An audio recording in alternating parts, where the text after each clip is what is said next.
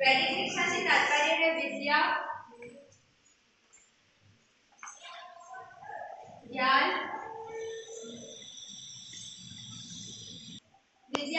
बोध और विनय।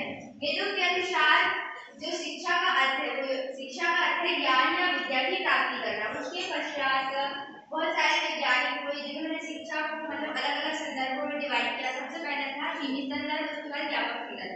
सीमित संदर्भ या समुचित संदर्भ का अर्थ है कि वह शिक्षा जो बालक गृहस्थ आश्रम में प्रवेश करने से पूर्व शिष्य के रूप में अपने गुरु से प्राप्त करता है। उसके बाद व्यापक संदर्भ में शिक्षा से तात्पर्य है व्यक्ति को सभ्य और उन्नत बनाना। इस प्रकार शिक्षा जो है आजीवन चलने वाली प्रक्रिया।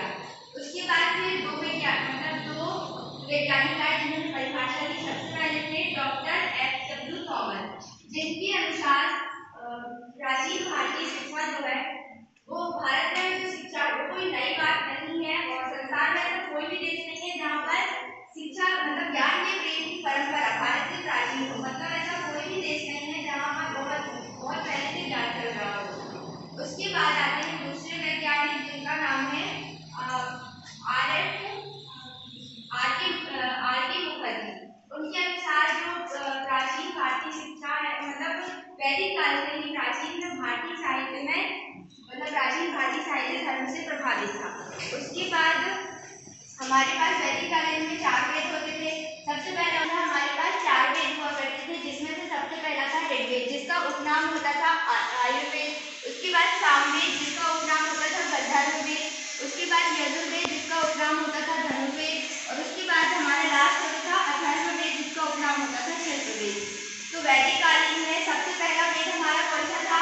ऋग्वेद, जिसका उपनाम आयुर्वेद। सेकंड नंबर में सामवेद, उपनाम गंधर्ववेद। थर्ड नंबर में यजुर्वेद, उपनाम धनुर्वेद। लास्ट अथर्ववेद, उपनाम शिल्पवेद। हमारा जो ऋग्वेद है तो ये हमारा जो है सबसे प्राचीनतम वेद है और इसमें 10 मंडल होते हैं। 1028 इसमें सूक्ता है और 10,462 इसमें रचनाएं हैं। उसके बाद इसके जो तीसरा मंडल है उसमें गायत्री मंत्र हमको मिलता है। उसके बाद ये जो ऋग्वेद है वो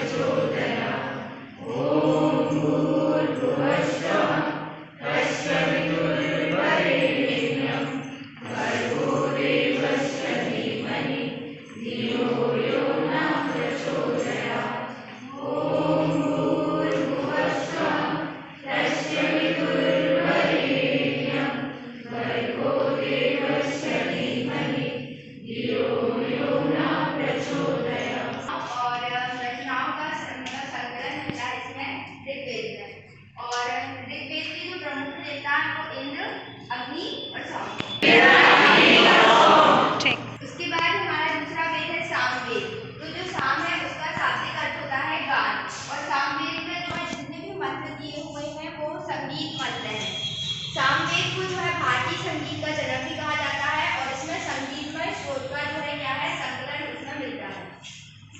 एंड थर्ड है यजुर्वेद। यजुर्वेद में जो है यज्ञ के नियम, विधि विधान इन सब चीजों का संकलन मिलता है और इसमें जो है बलिदान विधि का भी वर्णन हमको मिलता है। उसके बाद लास्ट है अथर्ववेद। अथर्ववेद जो है अथर्वा ऋषि ने मतलब इसकी रचना की थी और इसमें 721 मंत्र हैं, 6000 इसमें पद हैं और इसमें जो है चिकित्सा, तंत्र मंत्र और वशीकरण आदि का वर्णन मिलता है।